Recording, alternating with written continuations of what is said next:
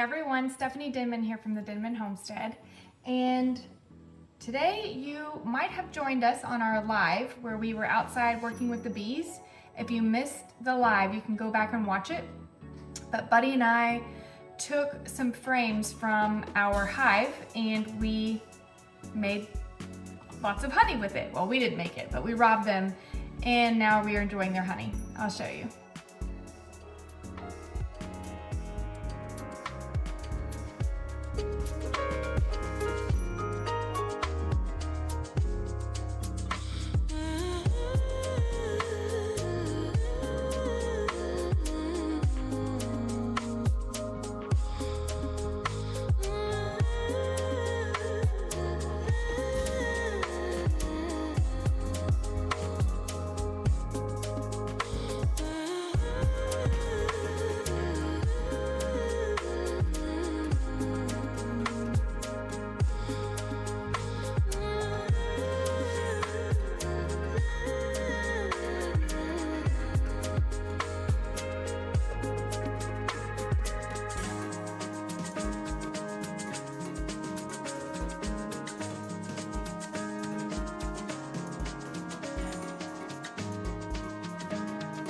Check that out. I actually had some comb from one of Pawpaw's hives. It was just comb that I added to our fall honey. And look how dark this honey is. It's really dark, almost like molasses. Fall honey just tends to be like that because of the flowers available, but it's rich, it's deep, it's sweet, it's amazing. So we got a good amount of honey, not just these two. My table's full over there. But yeah, let me show you what we do with the wax. So all of our frames have foundations on them already, plastic foundations. So we don't have right now the capability to cut comb the way that I have some of Pawpaw's comb that I added to our honey. So what we do is we scrape off all of the wax, and in order to not waste that wax, I use that wax in my cosmetics, the lotions, the chapsticks, all those things that you guys order, soaps, all that uses all natural beeswax from my bees. And so this is kind of the remnants of everything left over. Everything's super sticky. The strainer has some wax caps, wax pieces in there.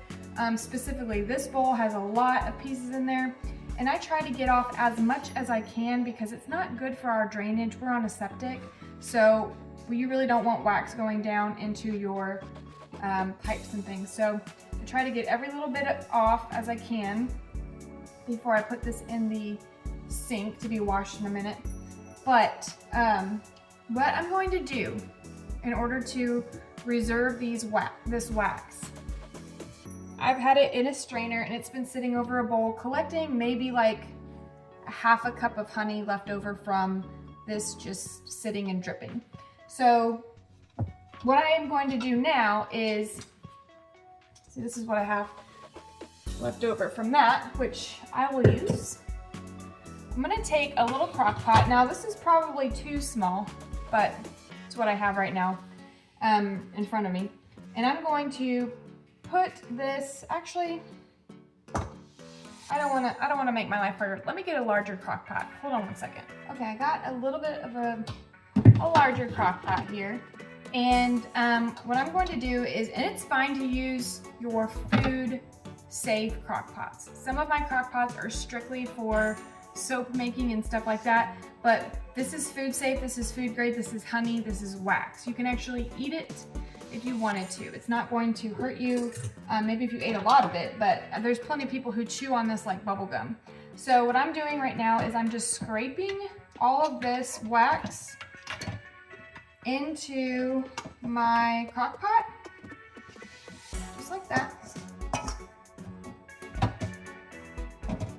Now this is mixed with honey and propolis and pollen and all sorts of stuff that's been stored, all good stuff that's been stored inside that honeycomb. And then I scraped it all down. So what we're gonna do essentially is render it. We're gonna render this wax at a high heat, and we're gonna add water before we turn it on. And this stuff I'm gonna take outside and spray with the water hose. So again, it's not gonna be down in my sink, but just getting as much of the wax off as I can. Now, unfortunately, whatever honey is left over in this, which is not much, we're not gonna be able to use it. It's gonna be watered down and melted and all that. Okay, so I've got all of it in here. Okay. Now what I'm gonna do is I'm gonna take some water, just however much, doesn't have to be a ton. But what this is gonna do is I'm gonna actually add a little bit more. You can really eyeball this. It does not have to be a specific ratio. Really what you want it to do is just create a barrier layer between the wax. So once the wax starts to melt, I'm gonna turn this on high. Once the wax starts to melt, it's going to float to the top, on top of the water. The bottom is going to collect the melted honey, all of the bits, all of the whatever's in that honeycomb that's not wax. So it's gonna kind of go to the bottom. And we're gonna do this a couple times. We're gonna probably do this 3, maybe 4 times. So, because you have to dump out the water, you have to rinse off the wax, the block of wax that's left over, you have to rinse off the bottom. And it's almost like rendering lard. If you've ever looked into how lard is rendered, you process it similarly with how the oil floats to, the fat floats to the top, and then the water and all the other bits kind of float to, you know, sink to the bottom. You rinse it really well, break it up into chunks, put it back into a water bath, let it all melt again, it separates again, so it purifies over time. It gets like more and more solid and pure as many times as you do that. And you do that as many times as you need for the water to remain clear and for the wax not to have any sort of little dirt or debris left over on it. So this is render number 1. I will bring you back whenever this is completely melted and we cool it off, and I'll show you what's left over, and we'll rinse and repeat. All right, we're back, and it's been several hours. Ooh, phone got all foggy. And everything is completely melted, bubbling on the edges.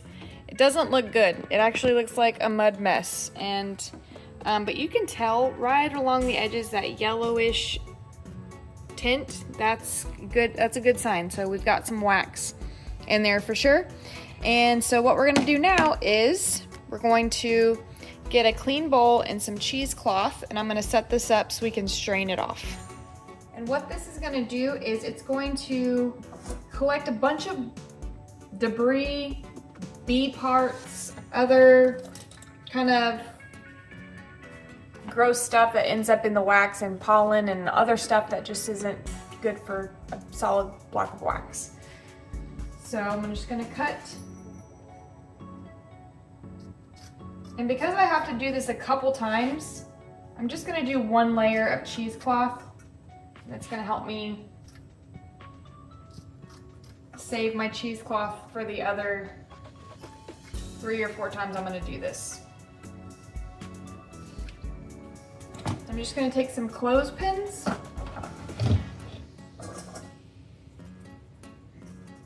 and I'm going to clothespin the cheesecloth to the edge of the bowl because it's difficult, because this is very hot. So you have to do it while it's warm or hot, because then it's going to solidify with all of that stuff in it. So you have to be careful in trying to hold the cheesecloth on the bowl and pour the hot wax on in it. It's better if you can secure it with, not fancy. Okay. Let me get some mitts. And you try not to make a mess, but I normally do. All right, let's get to pouring.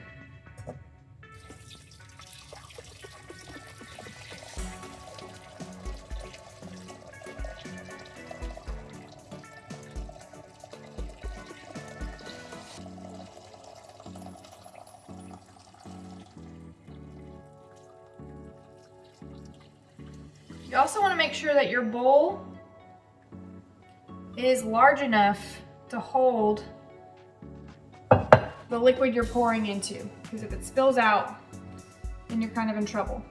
I actually think I did a pretty good job. I'm gonna wipe this out while it's still warm because we want this to be a clean surface. Once this gunk hardens in here, it's really difficult to scrape this out because it's, you know, mixed with wax and all sorts of stuff. So you work kind of quickly while it's still warm, comes out. See, it's already starting to get tacky. But you don't get it perfectly clean, it's okay because we're gonna, again, like I said, we're gonna have to do this a few times to really filter out everything good.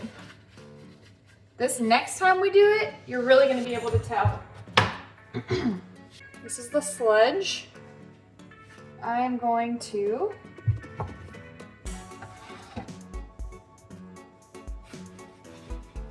carefully remove.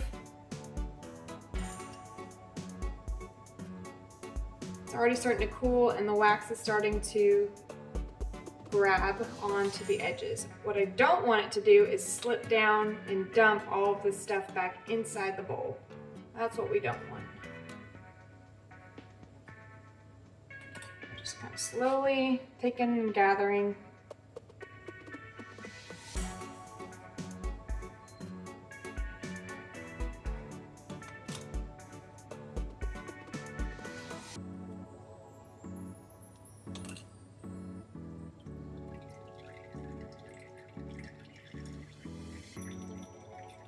So this is going to keep a lot of the solids. I'm just going to let this drip for a little bit because it will have some wax in here that's going to be making its way back down to the liquid. And doing it this way, you will lose some wax because there's a line of wax in here that will stick to the cheesecloth, and that's just part of it. I mean, there's just no real way around that. I'll take my muddy water bowl and I'm going to go ahead and add this back into the crock pot.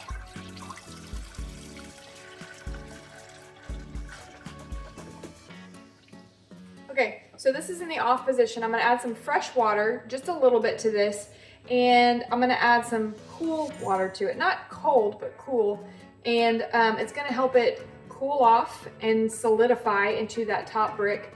And what we're going to want to do then is press on it. It's going to break in that water. The wax is going to cool at the top, and we are going to be left with some dirty water on the bottom.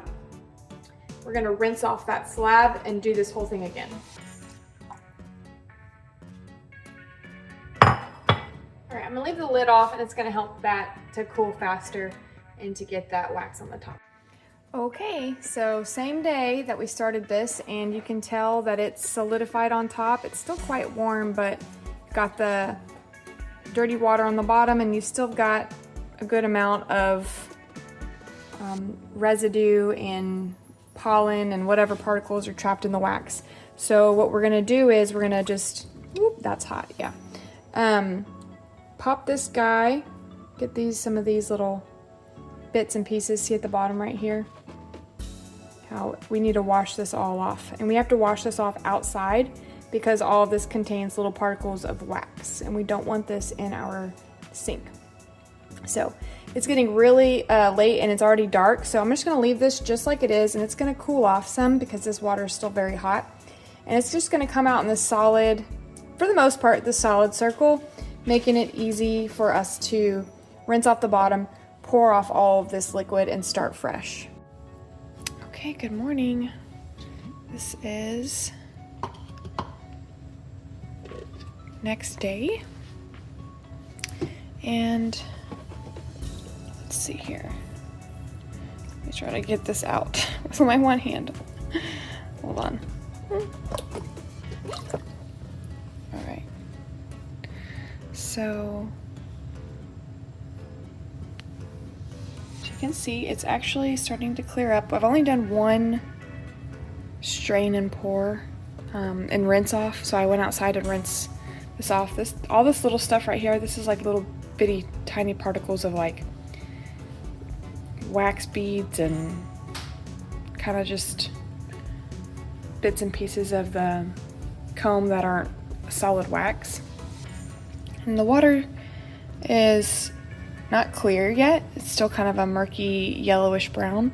So again, we're gonna do this. We're gonna clean this bottom of this wax off and get down to basically as yellow as we can.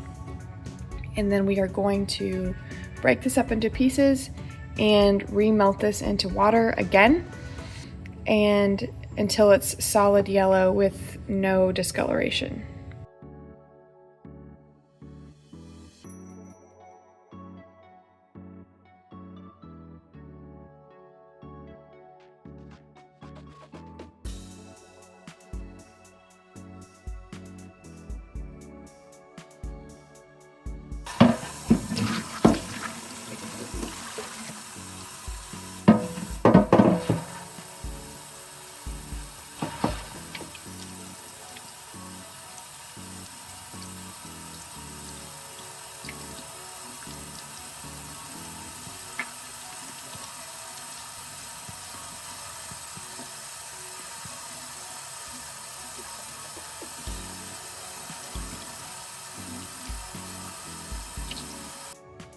Okay, so it's taken me a couple days because I've just been doing this on my own pace. This is a little bit discolored, but I could probably scrape off just this one little section instead of remelting it again. But yeah, this is what we're working with. It's just not a whole lot of wax, but it's wax, and I don't want to let this go to waste. So it's pretty much done, other than this one little section here that I can, like I said, just take a really thin layer off to get past that. But yeah. So now I've got this nice little slab of wax that I can use for my soaps and my chapsticks and lotions or whatever, straight from the bees, and it doesn't go to waste. Thanks for hanging out with me today, watching the wax rendering, and I will catch you on the next one. Bye, guys. On the Denman Homestead, where the sun sets golden in the west, we live in harmony with nature, doing what we love best. From the garden to the kitchen, and the bees inside their hive. On the Denman Homestead, come along and plant, nourish, thrive.